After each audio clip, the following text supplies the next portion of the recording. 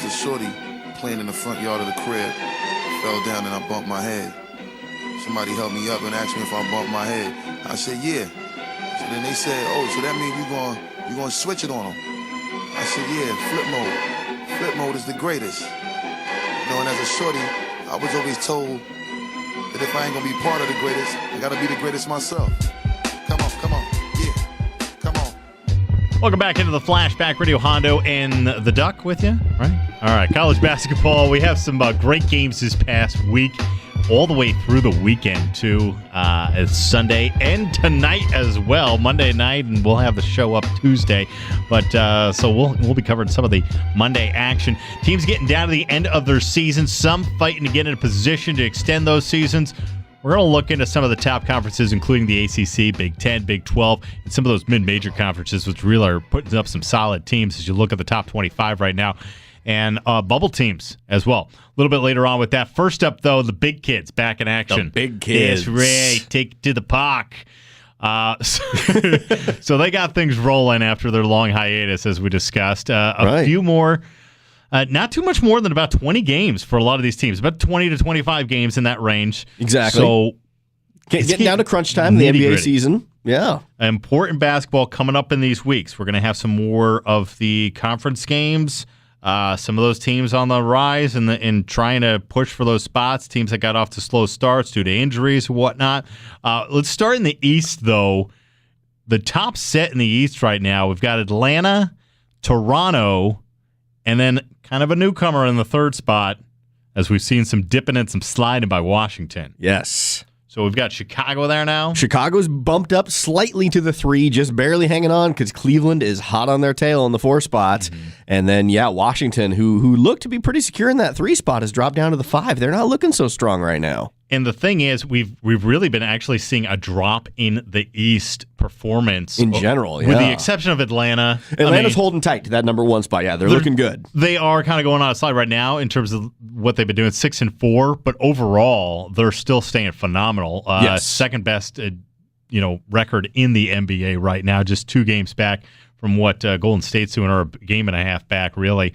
But Toronto, Chicago, Toronto's been hanging even. Chicago's been playing basically 500 ball since they've been trying to figure out this issue with Dunleavy still out. Yeah. Injuries, ticky-tack injuries starting to mount up. So with Kurt Heinrich, he's been having some ticky-tack injuries. Butler, the ticky-tack injury with a shoulder just before the All-Star game. Rose, still kind of inconsistent. Right. Really, the bigs kind of holding this thing together. They really are. Yeah, Joakim Noah's playing out of his head. And you know what? Say what you want, though. Chicago, even though they're holding it together with glue and popsicle sticks, they're still a very respectable 36-21. And they're not doing too bad. I would not want to face Chicago right now. They're, like you said, even though they're sort of 500 ball, when they're on, they can be a really good team. And they don't need to be. Here's the nice thing about Chicago. I've talked about the slump and the slide and how it's not good. They need Dunleavy in there. Obviously, yes. Sure. They do need him in there.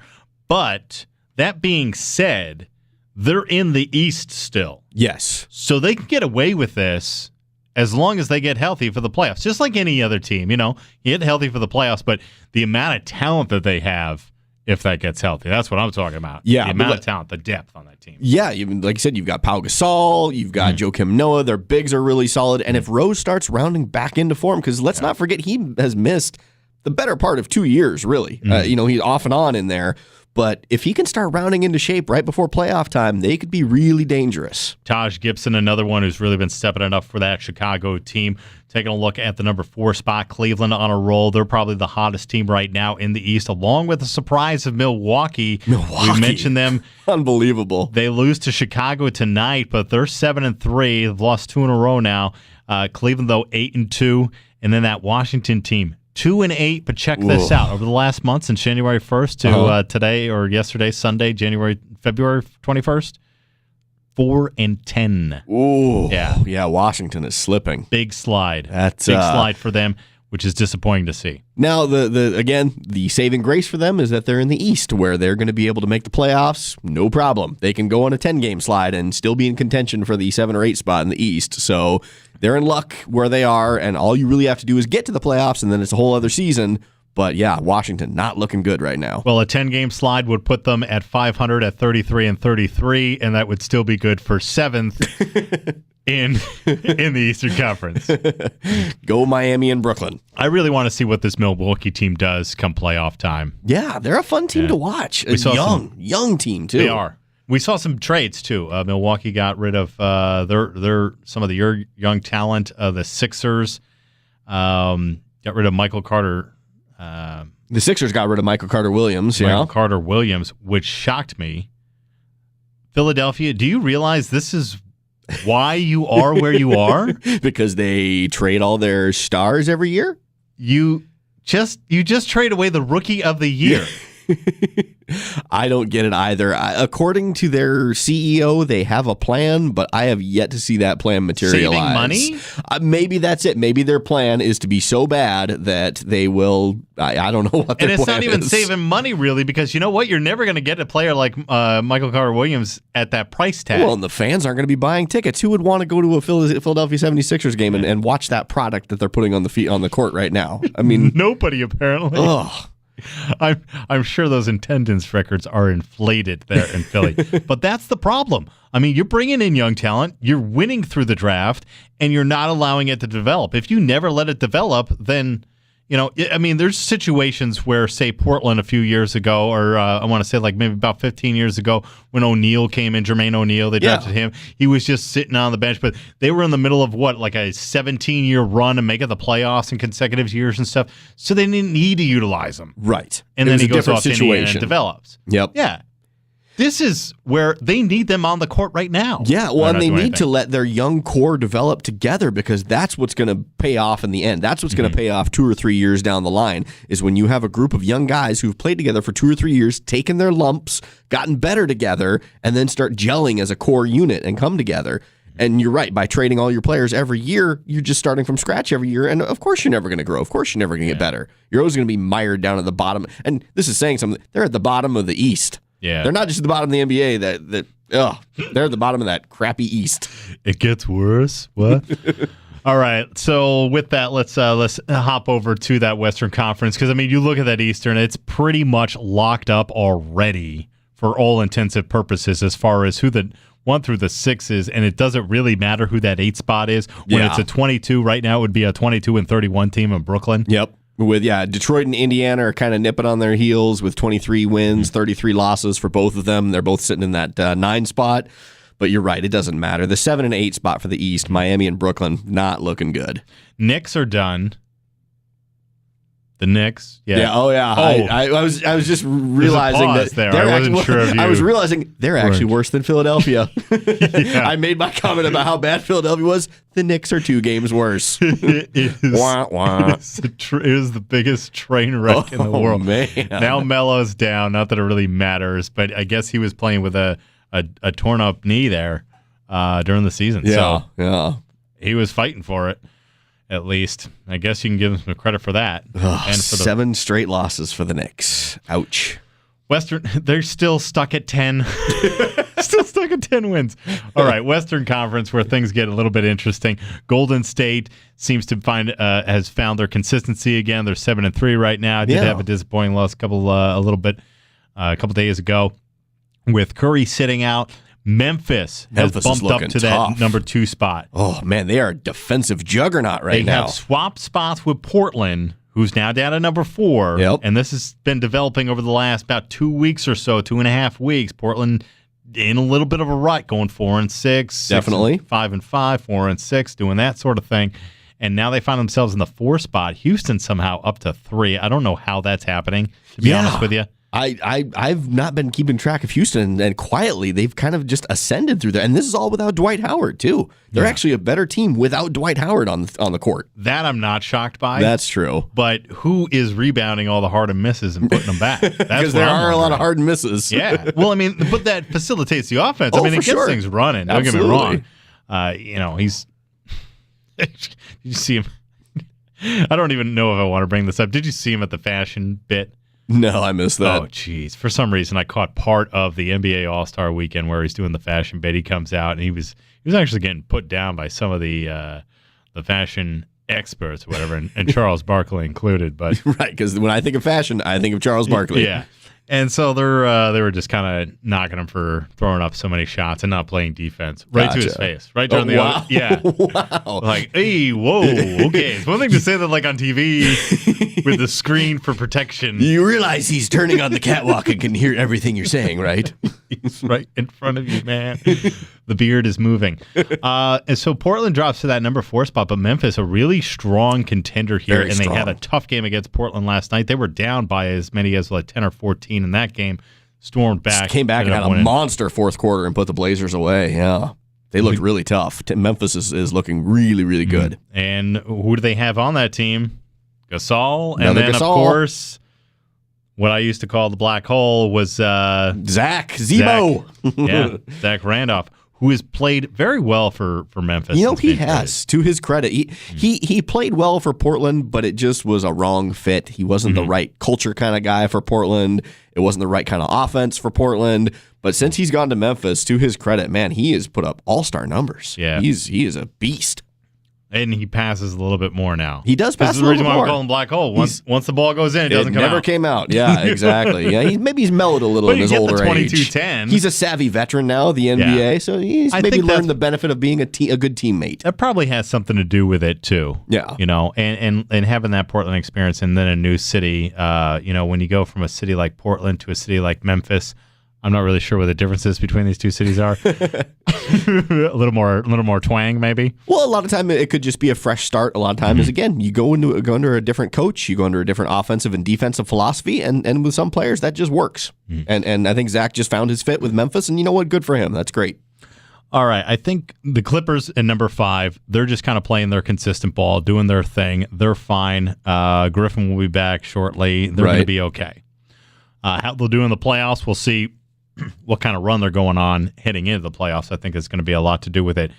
Where I'm most kind of confused, I think, right now, again, Dallas and San Antonio. These Texans teams are really confusing right now. Yes. Because Dallas, they seem to me to only, and they do have a couple big wins. They won it against Toronto early in the season and Cleveland and that sort of stuff. They do have some big wins here, but it seems like they aren't really picking up and beating the teams that they need to beat necessarily as far as who establish themselves. I think that's with a the fair exception of statement. Portland. Yeah. And they're just picking up the teams that they know they can win. Right. Yeah, winning the games they're supposed to, losing to some of the teams that they'll and that doesn't bode well for the playoffs because of course once you get in the playoffs, you're only going to be playing good teams. So, yeah, if I were a betting man, I wouldn't put my money on Dallas right now. Dallas definitely needs to match up with Portland because that is one team where it doesn't matter how good Portland is, they They've still got just their seem number. to have them. Yeah, they do. Some time. teams just match up better against others. San Antonio, the other big question mark here as far as is the youth movement far enough along and established in San Antonio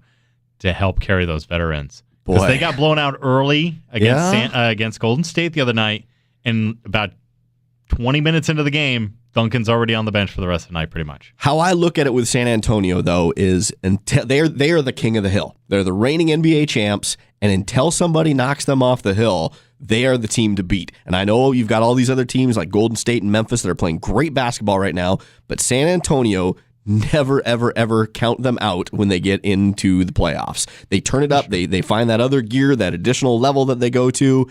And, man, look out. You even said it yourself. Duncan was sitting with, 20 minutes to go in the game or something like I think he only that? ended up playing 24 minutes the total game. That actually will bode well for them later on down the line because when they get to the playoff stretch, guess who's going to be rested and healthy?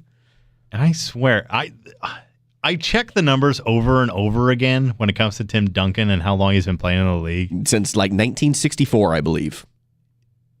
Yeah.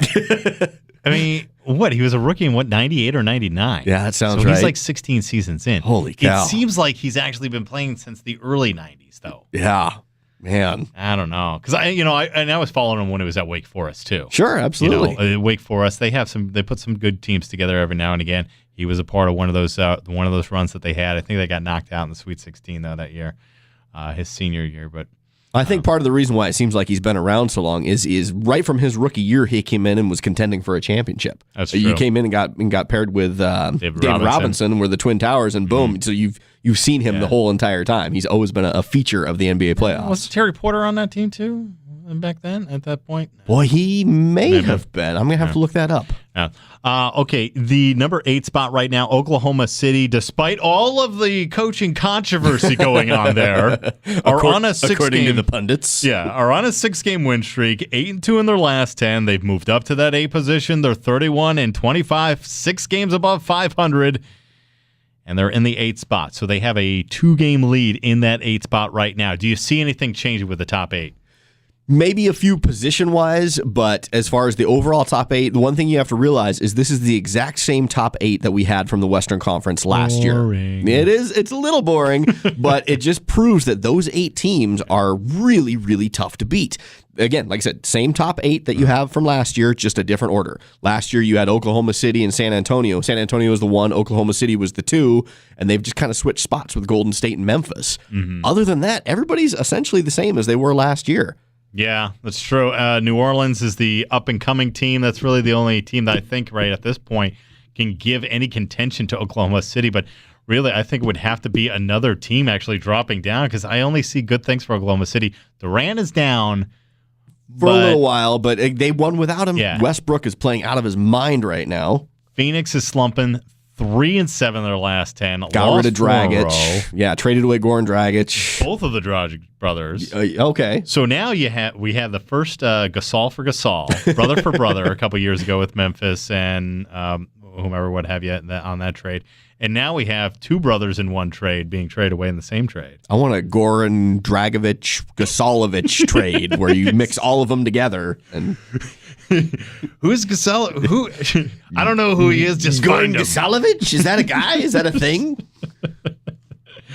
All right. So New Orleans, Phoenix, possibly some potential, but that's going to be a really tough and upward battle. Anthony Davis is going to be coming back for New Orleans here pretty soon, but I would like to see New Orleans do well, but I don't want to see them do well until they change it from the Pelicans to something else. Still, how did they get stuck on that? Come on, I have no man. idea how they became the Pelicans. I do believe, like you're saying, New Orleans does have a good core, good young core. They're still a year away. This is not their year. They might make a nice little run and put a little pressure on the 8 spot, but I don't think they're a serious contender to make the playoffs in the Western Conference this year. The top 8 are just too good.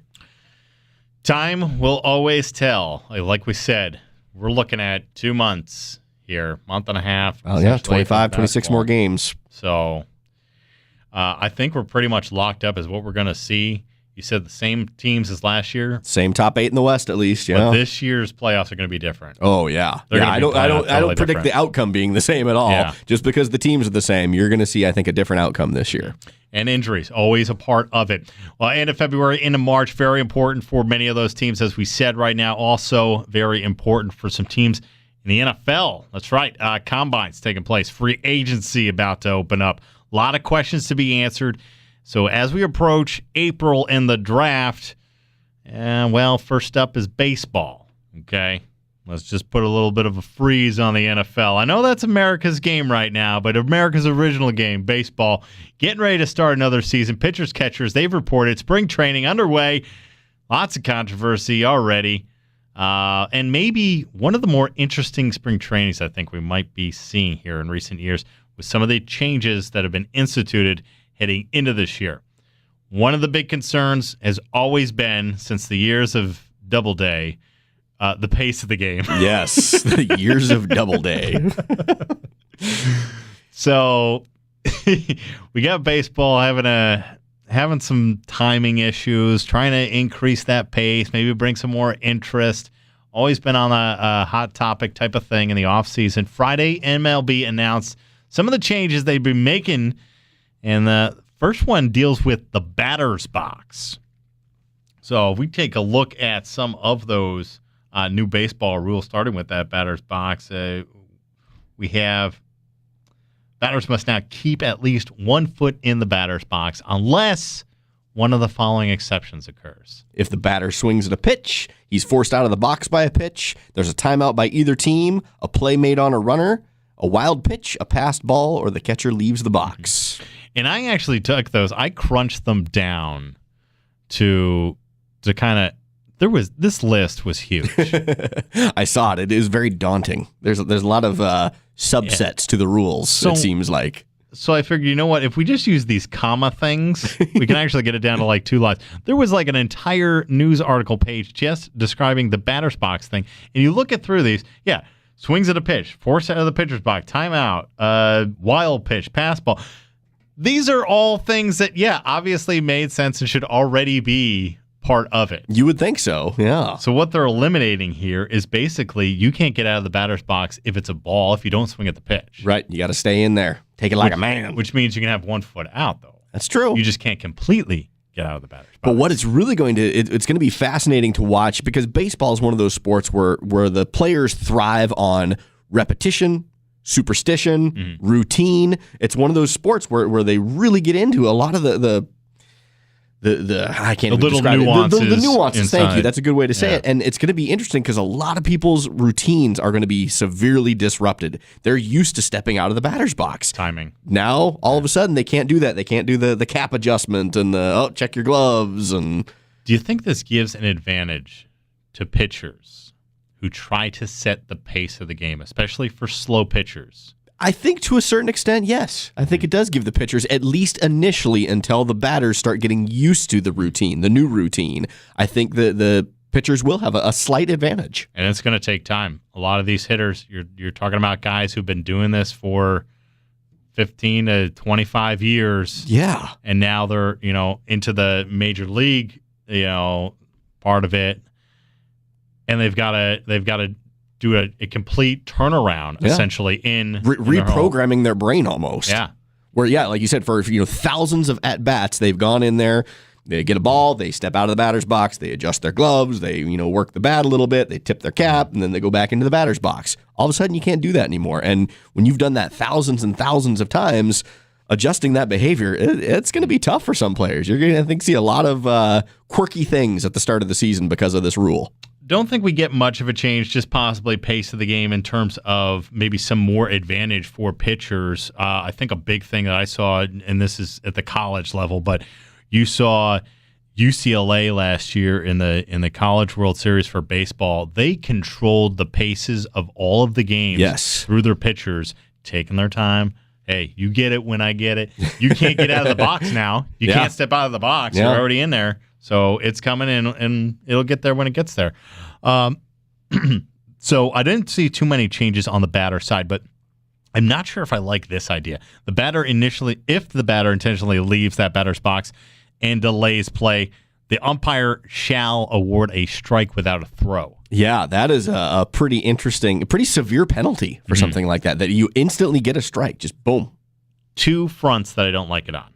One, you're changing box scores, essentially. You're changing what you can't. Yeah, well, that's baseball's not a game where you get a foul. You don't get fouls. Right. It is what it is. I'm not talking about foul balls.